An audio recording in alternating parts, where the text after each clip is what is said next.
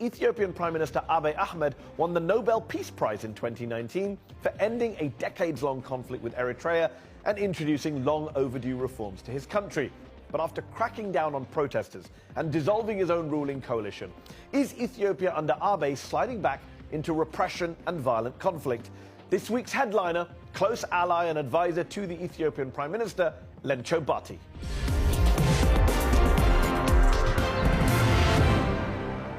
Lencho Bati, thank you for joining me on Upfront. Your Prime Minister Abiy Ahmed won the 2019 Nobel Peace Prize at the end of a year in which he locked up journalists, detained protesters and cut off the internet. Is that really how Nobel Peace Prize winners are supposed to behave? I don't know where you get these facts. There is no any journalist in prison now. He didn't arrest 5 journalists in September 2019. Amnesty International said the police failed to produce any shred of evidence for their alleged crimes. No, that's an exaggerated thing. What does that mean, exaggerated? There is no single... Exaggerated means what? There was one journalist, not 5? There is one incident in where fake news has been put in a market to incite violence against ethnic groups. So why is Amnesty's director for East and Southern Africa saying the return of mass arrests of opposition activists and supporters is a worrying signal in Ethiopia? These sweeping arrests risk undermining the rights to freedom of expression and association ahead of this year's election. This is not happening in Ethiopia. Ethiopia is free. So everybody is free now to... You'll say Amnesty's making this stuff up? Well, I'm telling you, all the journalists are out of prison. All political prisoners out. To be out of prison, but you're admitting they were in prison at one stage. These are prisoners detained by previous regime. All oppositions, armed and peaceful, are invited back. So the political space is wide, and everybody is in the country registering, campaigning in different parts of the country. I'm not questioning that people aren't campaigning or registering. I'm just saying that Human Rights Watch, for example, has said dozens of ethnic Amhara journalists were held in 2019 in their report on the country. I mean, you were on this show in 2016 as someone living in exile, criticizing the previous government for being repressive, authoritarian, locking up protesters and journalists, and now you're being criticized. Your government is being criticized for doing the same thing. Do you see the irony? Yeah, this government is not doing... I'm not aware of these arrests, and this government is not arresting journalists. How about internet blackouts? There is no any time internet was blocked. I mean, who should people believe? Well-known, well-respected human rights groups? Yeah, we need to do further investigation. But I think you do. I mean, first of all, the internet in the country is very, the service is very low. The coverage is very low. And, but I have not come across any incident where internet So you haven't come blocked. across detained protesters, you haven't come across detained journalists, you haven't come across internet blackouts? No. That's very convenient, given it's well documented by human rights observers. I have not. I'm a human rights advocate. I have not. Okay. I've not seen any. Your Prime Minister won a peace prize for ending this decades-long conflict with neighbouring Eritrea, and he's been applauded for that by many around the world and at home. But even in Ethiopia, the conflicts continue, ethnic conflicts. The violence is, in fact, escalated in many places. Ethiopia has one of the largest internally displaced populations in the world. 1.6 million people internally displaced, fleeing violence. That's a pretty massive failure on your government's part, is it not? Well, the displacement has its own cause. As you know, Ethiopia is going through reform. That means the regime or the group that is overthrown were sponsoring conflicts in different parts of the country. So this is a politically motivated displacement in order to sabotage the transition and the reforms that the Prime Minister put in place. Hold on, you're saying 750,000 people were displaced in the first half of 2019. That's all just a political move to embarrass the government. Nearly 1 million people. These people, Ethiopian people, used to live together peacefully. This is a politically masterminded, agitated from behind in order to sabotage the reform. Isn't the danger... Once that structural problem is removed, now people are back to their residence, and today now the Ethiopian ethnic groups in every part of the country are living together in a very harmonious way. I interview a lot of people on this show from different countries, different political parties. You've been on this show twice, and it's interesting interviewing you because you came on this show in a debate with the then member of the Ethiopian government. You were in exile at the time, living in the US. Yes. And if you'd said all this stuff then, and your opponent then in the government, had said, well, this is all just you trying to make us look bad. Yeah. Do you understand? Your arguments can be used either way. I do understand. You could sound like the previous government. I do understand. The record of the Prime Minister is clear. The numbers are clear. Our Prime Minister... Displaced people is going up. Our Prime Minister rehabilitated peace with Eritrea. He mediated peace between Southern Sudan. He has but he can't stop people from being displaced in his own country. He has an excellent relationship with Somalia and Kenya. But he can't stop people from being displaced in his own country. Yeah, hundreds of thousands of them. But the hands who is masterminding all this violence is aimed at... Who is this? You sound like a conspiracy theorist. The overthrown elites. Okay, the people who were enjoying privilege for the last 27 years, they want to make sure this process is sabotaged. I mean, do you have any evidence for that? So the Prime Minister is very patient. I mean, do you have any evidence for that? For example... What's your evidence for that? What's the evidence? There is a clear evidence. What is it? There is a clear evidence. You can't just say this. You can't say there is a clear evidence 3 times. What is the evidence? Weapon is being smuggled to these groups. You found these weapons. Yes. You've produced these for the world. Of course. There is a lot of weapons that was captured. They come through the borders, and money has been distributed in order to... This is all very vague, And an attempt on the life of the Prime Minister also was tried in Addis. So these people are leaving no stone unturned in order to prevent Ethiopia to transit into democracy. Your party came to power in 2018, and now your Prime Minister Abiy Ahmed is transforming Ethiopia's ethnic federal political system. Some would say without any real electoral mandate, he's dissolved the ruling coalition, he's set up this whole new party, the Prosperity Party, to which your own defense minister has come out and criticized and said there are many dangers to doing these big dramatic changes in a hurry right now. So why do it? Why all this upheaval? It was a natural process to come up with a party that is unified under one major shared goal. So it's a party decision, it's a members' decision, the Central Committee decision. Let me finish. Executive Committee decision.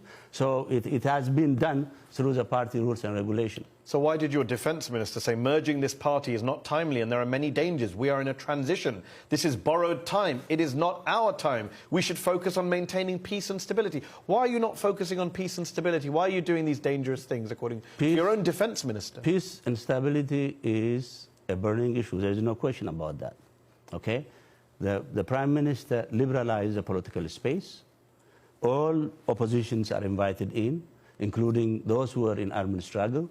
Those who are in prison were released. And now the political space is free. So there's no danger to any of them? This is not a dangerous move? Well, the changes in Ethiopia are very sweeping. Okay? We have to either, okay, transit Ethiopia into democracy. Otherwise, there is no any other alternative. I understand, but we have a global audience watching this show. There is no any other alternative. I understand. Our viewers around the world are watching the show. They see you, senior advisor to the Office of the Prime Minister, saying this is a good thing. And then they hear the defense minister of your government saying this is not a good thing. Who should they believe? Well, everybody is entitled to his opinion. Not really. He's in your government. You should really be singing from the same hymn sheet. Yeah, but what he said is, he's not opposing the goal, he's not opposing the process, but he's saying maybe things are going so fast. Okay, that is his opinion. The current Prime Minister, your boss, Abiy Ahmed, has been in power for less than 2 years. He was not elected directly to office. And in November, with just months before this upcoming general election in August, he approved all these big changes, this dissolution of the ruling coalition. Does he have a mandate to do any of this stuff? I mean, nobody elected him to do any of this stuff. The party, it is a party. This is but it affects the Ethiopian constitution, the federal structure. No, he has not. No. Ethiopian federation state. He is not tampering with the federation. He's a federalist. The multinational federation is a constitutional order. What is being transformed, what is being rebranded is a party. Not and he has a mandate for that, you think? He has a mandate. Yeah, the members have a mandate, and the members are doing that through massive deliberation. Deliberation has been taking place within the party for a year. Len Chobati, thanks for joining me on Upfront. Thank you so much. Thank you.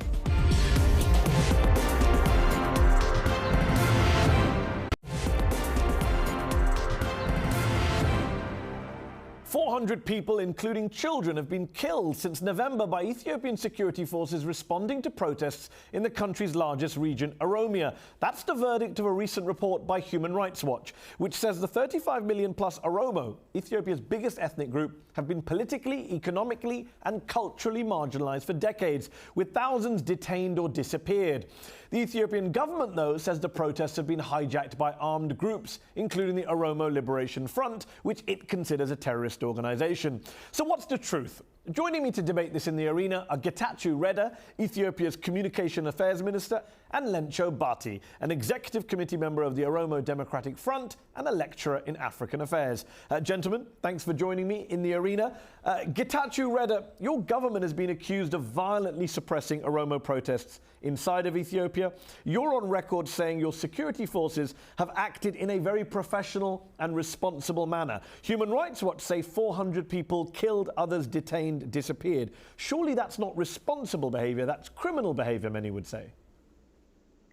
You see, the saddest part of having to respond to such kinds of queries is that we are dealing with people who are killed. So to have to haggle with people in terms of what numbers are the exact figures, that's the most painful part of my job. Because even one person killed, especially when it comes to avoidable deaths, is one too many. Having said that, though, when you have Human Rights Watch, which issued the same figures back in November when the conflicts were, I would say, at the formative stage, still, I mean, I'm surprised that they haven't revised their numbers. They still stick to 400. But as we often say, Human Rights Watch is not interested in the reality on the ground, nor does it have any representative here on the ground. And more often than not, they just pluck their numbers out of thin air. Lencho, the government say protests have spiraled out of control, imperil the future of the state, hijacked by armed groups. You're Oromo, you've been campaigning for Oromo rights. What's your response? The government's brutal crackdown on Oromo, this is not the first time. This kind of report is not the first report, it's not the second report, it's not the third report. It is the 25th report. It has been going on for the last 25 years. The Oromo people have a legitimate cause. They have a legitimate grievances. So this has nothing to do with terrorism. This is a legitimate cause because the Oromo people want representation. So, Lencho, you're now with the Oromo Democratic Front, which is a non-violent group. But I believe you were once also with the Oromo Liberation Front, which is a violent group, which openly advocates, practices violence against the state, which has proudly talked about killing collaborators, civilians. Can you see why the Ethiopian government, why any government, might want to crack down on such a group violently? But, I mean, the Oromo Democratic Front believes in peaceful political struggle, and we also accept the Constitution. We want to be part of the process. You do, but you accept there are other groups, including your former group, which doesn't. There are other peaceful political, Oromo political group in the country also. For example, their leadership, Bakala Garba is in prison. You know, what do you do about the violent groups? Look, these violent groups, the violence is, this is the excuse the government used to crack on the Oromos.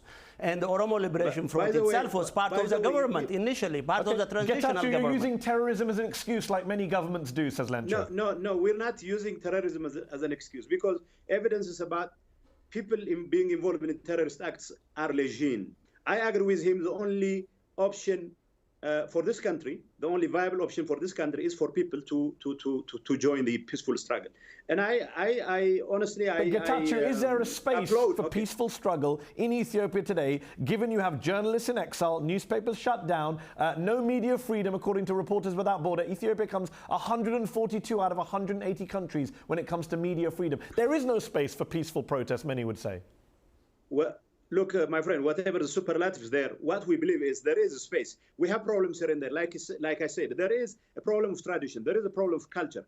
We have a government which is trying to change the tradition of a country that has been around for thousands of years, if you will. Now, we have problems here and there. I cannot vouch for every police officer which goes about doing some stupid stuff. What I can say is we have a political platform that makes sure people who are advancing peaceful political agendas would not have any problem whatsoever. Okay, Lencho, what we are saying is, with all due respect, I disagree, Mr. ጌታቸው. The Ethiopian parliament now 100% controlled by EPRDF, and there is no free press, and all oppositions are either exiled and the others are in prison. And as, for example, the Oromo Democratic Front, ourselves, we declared peaceful means of political struggle. We went home, but we were told to leave the country. There was no space. ጌታቸው, is Lencho welcome in Ethiopia? Yes, he's more than welcome. I know Lencho and his comrades have been negotiating with the government to come here. I don't see any problem for them to come here. Do you publicly today declare that the government is ready to welcome ODF to the country to participate in peaceful political struggle? The government is more than ready to welcome ODF as long as ODF breaks its ties with the terrorist organization called OLF. I know we broke our ties with OLF long time ago. We will be more than glad to welcome ODF as long as it abides by the constitution of the country, as long as it abides by the rules of the country. Why the president of the ODF was left to leave the country after 2 days of his arrival? Well, if you guys are interested in publicity stunts, you are entitled to it. But as far as I know, ጌታቸው, let me ask you this. Let me ask you a wider question. Let me ask you a wider question. You are with the EPRDF, which is the governing party. Can you tell the viewers, how many seats in democratic Ethiopia the EPRDF and its allies won in last year's parliamentary elections? 100%. 100%. Do you know of any countries that are considered to be democratic where one party and its allies controls 100% of the legislature? At the risk of sounding stupid, I would tell you we have an electoral system which awards seats on a first-past-the-post basis. So, I mean, nobody would accuse the British system of being undemocratic, but they have that system. But fortunately for them, they have. They don't have 100% of seats for one party and its allies. It's not like we're going to apportion parliamentary seats on an arbitrary basis. Well, the process that led to 100% victory for APRDF is systematic marginalization, systematic exclusion of other oppositions, and the people were terrorized, and the people were not free to vote and support the party which they think represent them. So this is systematic by the government. They ensure that they have 100% control over the state. Lencho, let me ask you this. The Oromo people, who you say are marginalized, systematically excluded from power, they do self-govern in their own state, Oromia. There is an Oromo People's Democratic Organization which governs in that state. Security forces are drawn from the Oromo community. This is a system of ethnic federalism, I believe it's called, in Ethiopia. How can you say you're completely excluded when you have a state and you have a regional government? This Oromo People Democratic Organization, OPDO, is created from the former POWs during the war against the communist regime. I have spoken to two ex-presidents of the Oromia region who are member of OPDO, several ambassadors who left the government. They say that party is controlled by EPRDF. They don't have an autonomy. They are just a facade. They are just to serve the interest of the government. Let ጌታቸው respond. A facade. Oromo representation is a facade. You see, I mean, the problem with these people, Lencho's organization, not just ODF, but the OLF, has been around for the last 50 years. 50 years is a long time. They have never done anything for the Oromo people.